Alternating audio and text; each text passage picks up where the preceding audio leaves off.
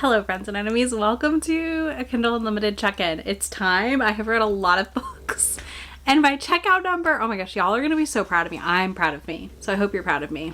I'm working on returning things that I've not read because I know with like my ADHD and stuff sometimes a thing that's sat for a while isn't always gonna still appeal to me, right? So I've returned things and I put them on wish lists so that way in a couple months when I'm like, I'm back in the mood for hockey books or whatever, they'll be there. Some things I also returned because I got a free copy of them. So there's that also. But yeah, I'm so excited for this check-in. I have a lot of new books. I've read a ton of books and it feels good. So let's dive right in with my current checkouts.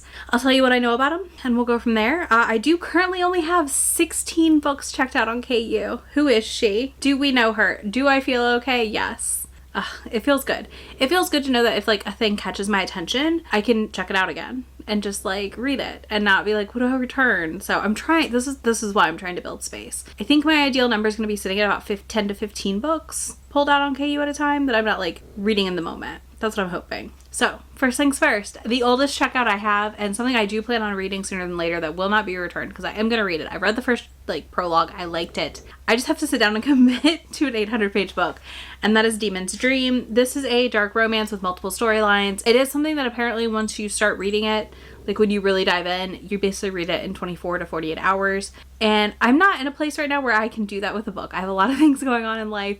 So when I am, this is one of the first books I will be picking up. So probably later in August. I thought I might read it during the readathon, but I did not. I'm okay with that. Next, we have The Scent of Us. This is an Omegaverse. I did that tri-chapter video a couple months ago and I really liked this.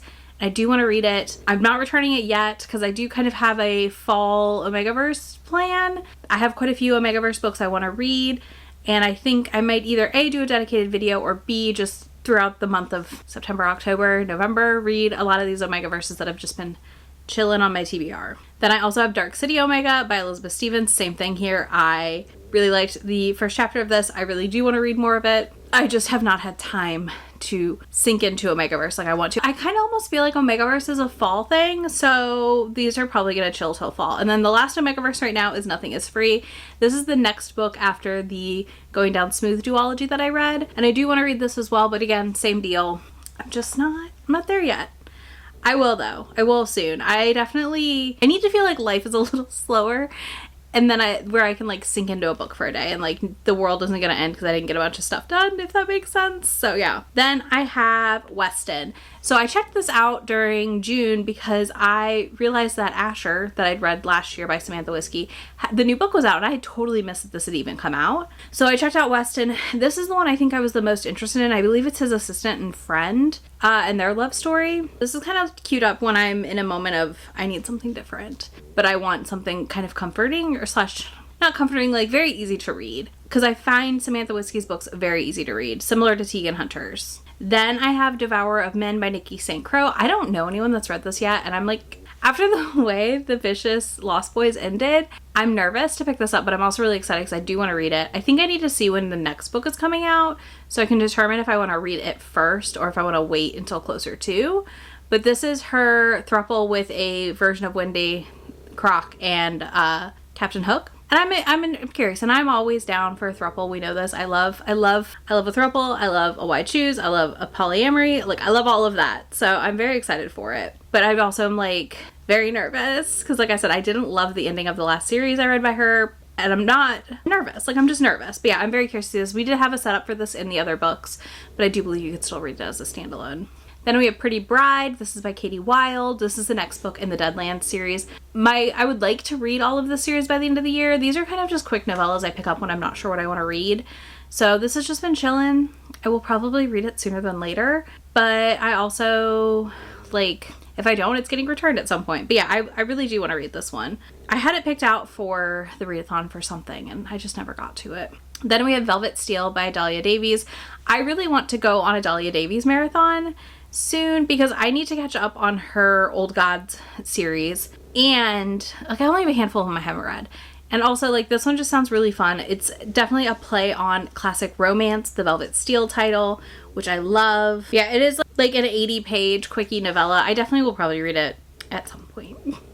I know it's like a monster in a castle, so yeah, I'm just curious. I love the cover. I think it's such a fun cover, so definitely excited to pick this up. Then we have I Accidentally Summoned a Demon Boyfriend, or My Demon Boyfriend. This cover, first of all, is fan-freaking-tastic. And I'm kind of holding on to it because there's something coming that I'm not going to tell you about. But when it happens, this is a book that's going to be on my TBR for it. So it's just going to chill in my KU, I think, until it's time. But this will definitely be a read for me soon. Sooner than later, we'll say. I mean, it'll probably be in one more check-in before I read it, but I will be reading this like very, very soon. I'm very, very excited about it. This is about a girl who summons a demon from her book, I believe, into the real world. It's a paranormally monster romance, and that's all I need. With a cover like that, that's all I need. I don't need a lot of description. Okay, next we have Last Light by Claire Kent. I'm gonna read it. Listen, I already know my friends are in the comments yelling at me to read it. Those of you that read it last month are yelling at me to read it. I'm gonna read it. It is high on my priority list. It is. Listen, the only reason I hadn't read it yet is that cover just doesn't appeal to me. And there's one thing, I am definitely a cover person at times, right? Like, I like a good cover. And something about that cover doesn't appeal to me, but I'm gonna read it. I promise. I am gonna read it. I'm very excited for this one. I don't know a lot about it. I know a lot of my friends love it, so I have to read it, right? Next we have My Summer Girl by Maeve Black. This is a polyamorous wide shoes situation. This does have a trans love interest, I believe. Monster romance-y-ness, obviously, by the cover. I do really want to read this. I don't know a ton of people have read it. I know my friend Robin over at Paperbacks and Planners read it and said it needed to be a little shorter, which I could see. I honestly, when I first saw it, thought it was like 250 pages. It's not. It's closer to 400, which is fine. But I kind of was like, oh, I'll read it because it just looks perfect for that. And then I was like, oh, maybe not. Maybe not. We'll see. That's one that might get returned before I read it, but that's okay. I might read it next summer then. Then we have Threads That Bind. This is by author Ray Douglas. She is a TikToker who I've followed for a long time, since before she became an author.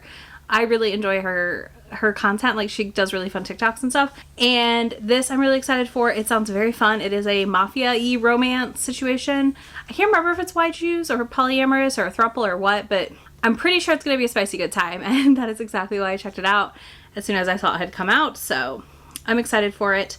Then we have Well Bred by A. Anders, which is Adriana Anders' other pen name. I loved her first book in this one series. Oh my god, what was that book called? Possession? Primal? I don't know. Anyway, she had a really great Primal playbook, and I need to read the second book of that series, but this one is a Breeding King book, and I trust her with a trope I don't love. So I was like, yeah, I'll definitely have to pick this up. So I picked it up. I will probably read it sooner than later. It sounds fun. I believe the heroine wants a baby, but doesn't want a man. So she's going to use this man to have a baby. And things don't go as planned, of course. Shocker. Then we have Quicksilver by Callie Hart. This is all over TikTok. I have read maybe 10% of it so far. I am in the middle of reading it right now, but I'm kind of setting it to the side because I'm reading some other fantasy romances for the ARC vlog, and I don't... Too much fantasy romance is a thing in my life, for sure. Too much of any genre is a thing in my life. So I'm kind of putting this on pause and planning to return to it soon. But for now, I will tell you it's fine. I don't feel like it's doing anything too innovative or new or fresh or anything like that. I think some of the critiques I've seen around like the world building stuff is extremely valid, because it's definitely kind of contradictory at times already where I'm at. But yeah, I'm curious to see. I also do not know. I cannot promise you that I will be able to get over the fact that the hero's name is Kingfisher. And like, somebody was like, what is he, a Pokemon? And I know there's a bird called a Kingfisher, but I was like, yeah, is he just a Pokemon? And maybe I'm too much of a nerd, but that's like, I was with them. I was like, yeah, that is also where my brain went. Like, is he a Pokemon? Like, what is going on here?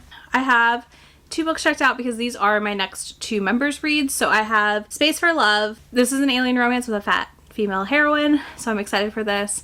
I know nothing about it. Actually, I got another book by this author for free during one of the Stuff Your Kindle days, so I'm excited to see what I think. And then I have One Dark Window checked out because that is back in KU, so I checked it out because of course I did.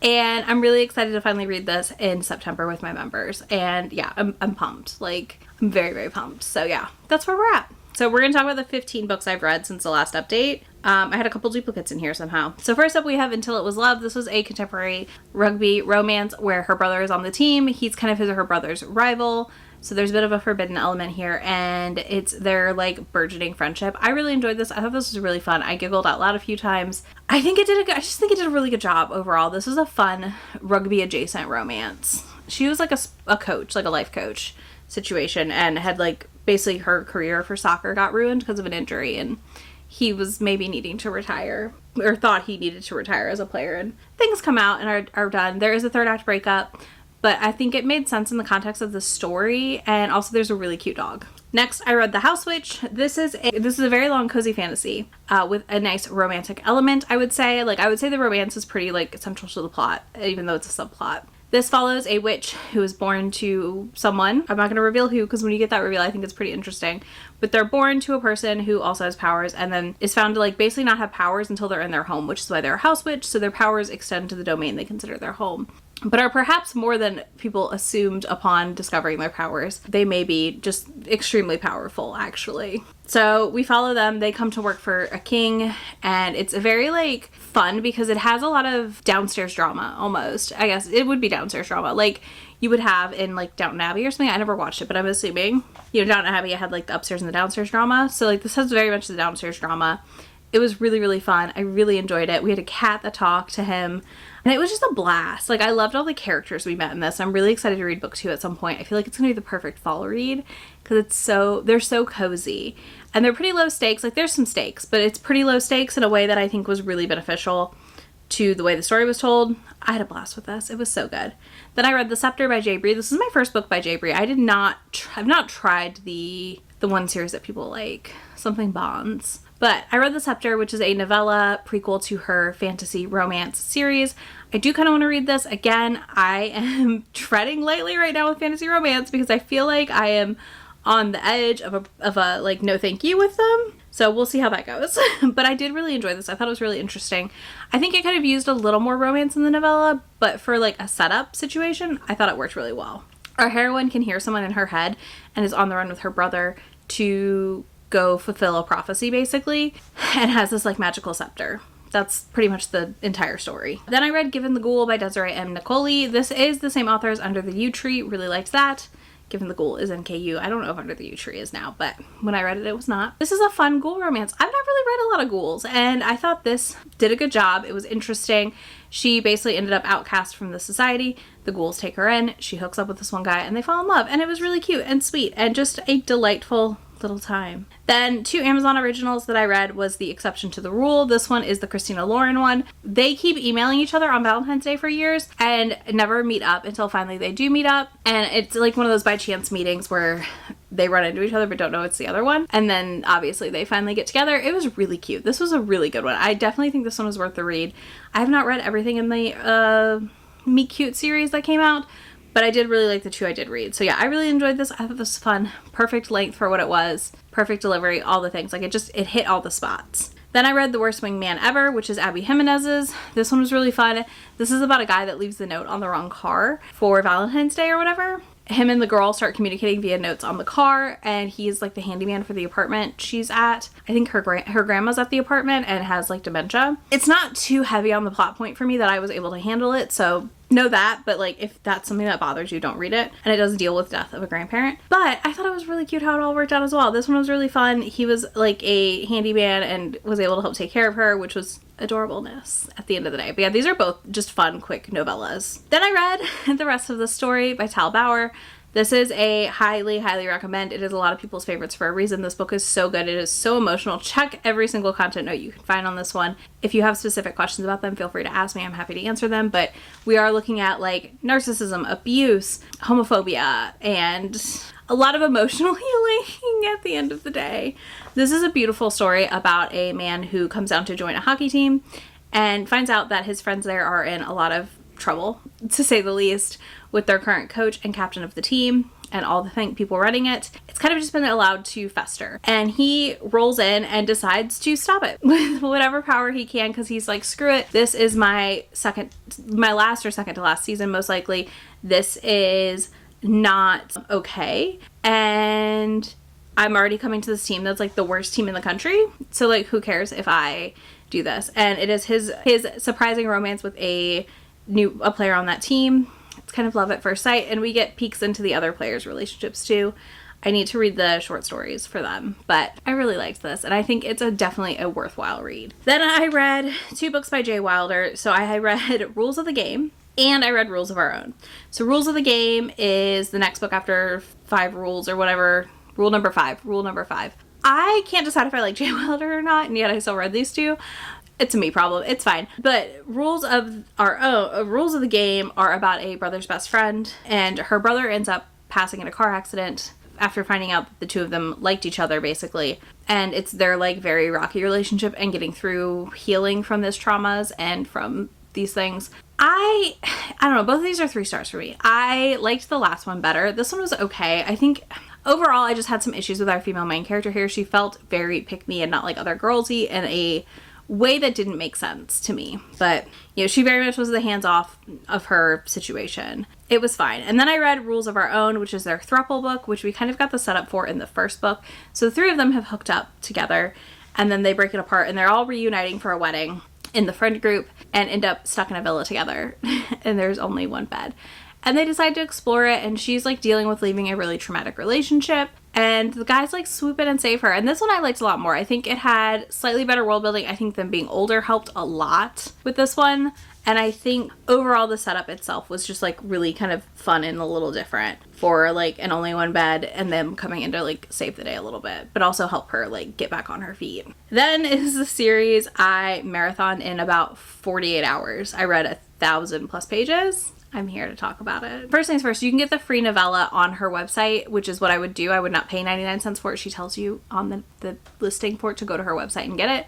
So like, don't pay 99 cents for it. Go sign up for her newsletter and get this book, which is Her Vicious Beasts. And that is a novella that's going to set you up for the rest of the series. And then comes Her Feral Beasts and Her Rabid Beasts. This is a why choose romance between a girl that is set in a shifter world, basically, and at an academy for 18 to 25-year-olds. Basically, some people can't control their shifting. And she was born to the king of the snake clan and isn't a snake, basically. They find out at her 13th she's something else. I'm not going to tell you what, because I feel like that's part of the reveal. But she's able to help heal people. And has been kind of taken into the Eagle clan situation, but not literally, like just assumed a part of that group because she can heal people, and that's kind of what the Eagles do. / birds, I guess. Anyways, she ends up on the run, has met her fated mate. So she ends up on the run and then ends up at the academy. But at her 13th birthday, she's told that she will have a mate from 5 different orders, which is like unheard of course. And she is definitely like kind of not like other girlsy, but in the way of like she has basically been shoved off by her family and isolated her entire life. So it makes a lot of sense that she's not like other girls, but in the way that like she doesn't know how to trust people and she doesn't know how to communicate with people because she's just been shoved in a corner her whole life and ignored. While the academy obviously causes a lot of uproar and situations.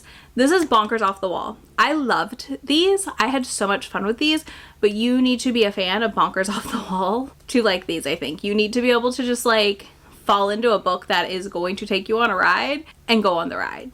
I hope that makes sense, because that's how I feel about these. I feel like I can't talk extensively about them because I'm going to unintentionally spoil the entire thing.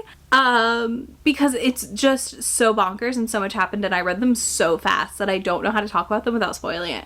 But basically, her and all of her mates pretty much end up at the academy, and it's a whole thing. One of them is a shark, one of them is a lion, one of them is a shadow daddy, one of them is a wolf, and one of them is a dragon. So we get it all. And also, I really liked that at the academy, I will say that she found a strong friend group and a strong group of friends that are girls too and women, and there's a non-binary character, like so many people that are there to support her and give her that found family element. That part also made this book fantastic. Okay, let's talk about the 4 KU titles I read for that bonkers reading vlog I did. If you haven't watched it, I highly recommend it. I'm going to speed round these because you don't need a ton of details. First, I read Mating the Mallows for this. And that is a Peeps Bunny Easter candy type book. One, she doesn't like sugar and decides to buy them anyways, and then puts them in the microwave, and 6-foot tall bunny-eared men appear. And she has the time of her life. Then I read That's More Like It. This is the one I would say I don't really recommend. This is literally a graham cracker, a piece of chocolate, and a marshmallow. The marshmallow, Sheila, is running from her Cheeto ex who keeps trying to burn her over fire. I don't know. Crumbly was used in the context of sex, and I just never needed the word crumbly involved in my sex scenes. Then I read The Deviled Egg Made Me Do It. This one does indeed involve a sentient deviled egg that comes to life. Yes, his shell cracks off to reveal his business. He has a tail. This one I think is maybe worth a read because it was a time. It was really funny and very amusing at moments, but also horrifying. And last but not least, the one that you definitely should pick up of all of these would be Cold Sweat by Vera Valentine, because She gives you exactly what you think you're getting here. And it was a good time. I think it was really funny because her intro is literally like, listen, this book is like step siblings. Their parents got married when they were older though. And like this, that, and the other. And like, don't be surprised. Just don't be surprised. And I read it and I was like, yeah, it was everything you said it would be. And I'm not surprised. And it was a good time. So I had a lot of fun with all five of these that I read. The other one I read is not in KU, but they were a time. So you can enjoy that video if you haven't watched it yet. I'll link it down below for you. But yeah, that is everything I have out and read from KU since the last check-in. I will probably be back in like early October, maybe late September. We'll see. We'll see how this reading goes. I could end up devouring a lot more than I plan to in the next 2 months, but every 2-ish months seems to be my rhythm for hitting 10-ish books read on KU. Let me know in the comments the last book you checked out or read from KU, either or, whichever one you want to do. If you don't give me both, that's fine. And if you don't want to do any of that, you can leave me a rainy emoji of your choice. It is like so overcast outside. I'm waiting for it to just pour rain and I can't wait because that sounds great. I'm gonna like cuddle up on the couch and read probably. But yeah, so you can do that down below. I will have links to all of these books for you. Links to get a KU gift membership if you've never gotten one of those, because you can get KU cheaper, y'all, if you gift it to yourself. And I'll have links to be my friend anywhere on the internet, and I will talk to y'all in just a few days. Bye. Already packing, come with me. I'm not really asking. We'll get away to a place where we don't know. About to see the world in action, what we can be. Life with no distractions. We'll get away. This is what